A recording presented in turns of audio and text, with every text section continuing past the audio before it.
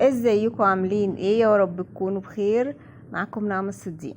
النهارده زي ما انتم شايفين هنعمل الايس كريم، بس هنعمل ايس كريم اقتصادي على قد الايد كده، وفي نفس الوقت طعمه تحفة ويرطب على القلب. بس قبل ما نبدأ وصفتنا نسمي الله ونصلي على رسول الله وعلى آله وصحبه وسلم. اول حاجة هنجيب كوباية ونص من المية، وهنحط عليهم كوباية من السكر، وكمان هيبقى معايا نص كوباية تانية من المية. هنحط عليهم معلقة وربع من الجيلاتين، والجيلاتين ده بنجيبه من عند العطار. هنحطهم في الكوباية كده ونسيبهم على جنب دلوقتي، مش هنستخدمهم دلوقتي. وهنحط بقى على المية اللي عليها السكر دي، هنحط عليها كوباية وربع من النشا. وطبعا اللي هو سر الوصفة النهاردة اللي هو اكياس العصير دي. هنحط اي طعم انتوا تحبوه، اي عصير انتوا تحبوه هتحطوه على المية بالسكر بالنشا دي، ونقلبه كويس جدا جدا. طبعا هناخده بقى ونرفعه على النار وندوبه لحد ما السكر يدوب معانا في المكونات اللي عندنا دي ويسخن. اول ما يسخن هنحط عليه الجيلاتين، برضو الجيلاتين بنقلبه كده علشان خاطر كل حاجة تتجانس مع بعضها، وفي نفس الوقت الجيلاتين بعد 5 دقايق بيتقل، فاحنا بنقلبه كده ونحطه على المية الدافية علشان طبعا المياه الدافية دي بتسيح الجيلاتين ويتفاعل بقى مع المكونات بتاعتنا دي.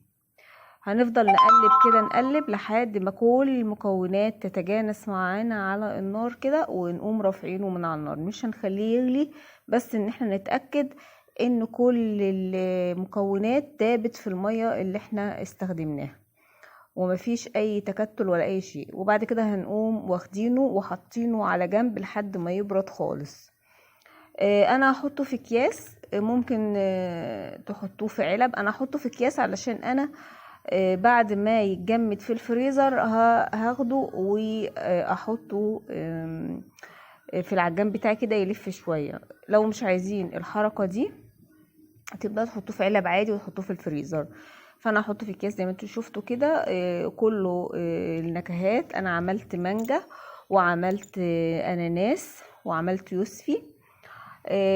النكهات دي بقى هاخدها احطها كده في الفريزر، وبعد ما تتجمد تقعد 3-4 ساعات كده في الفريزر هتبدأ تتجمد معايا. هطلعها واوريكم شكلها بعد ما اتجمدت. طبعا يعتبر الوصفة لحد كده خلصت، بس انا هاخد الحاجات اللي اتجمدت معايا كده. الايس كريم ده هاخده واحطه في العجان علشان خاطر يديني نعومية كده ويديني تجانس في المكونات مع بعضها. وزي ما قلت لكم الحركة دي اختياري، يعني مش لازم تعملوها ابدا. وانا عملت بعد كده عملتها في الاناناس بس، وبعدين لقيتها يعني ملهاش اي لازمة غير انها بتخليه ناعم شوية كده وجوسي يعني. لكن لو ما عملتهاش مش هتفرق معانا في الوصفة بتاعت النهاردة.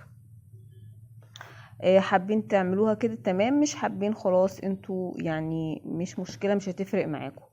بعد كده بقى كده خلاص انا ابدا مثلا اجيب الكاسات بتاعتي واحط فيها. انا بوريكم بس قد ايه هو، بصوا بقى متجانس ازاي، وشوفوا المطه بتاعته عامله ازاي. مطه الايس كريم اللي بنشتريه من بره يعني. بصوا ما كلفناش اي حاجه خالص، كلها مكونات في البيت وسهله ان احنا نجيبها، وكمان رخيصه جدا جدا جدا. ادي الايس كريم وبيرطب علينا كده في الحر الشديد اللي احنا فيه ده. واقتصادي جدا برضو في ظل الغلاء اللي احنا موجودين فيه.